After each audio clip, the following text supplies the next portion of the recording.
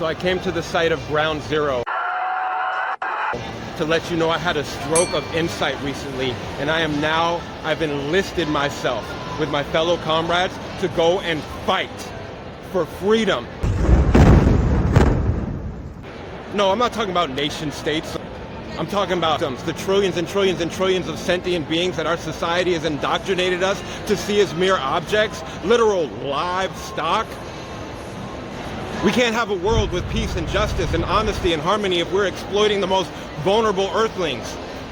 So I've enlisted, and I call on you to use your voice, use your power and your privilege every waking minute that you possibly can to fight for the most vulnerable and oppressed beings on this planet. Be vegan.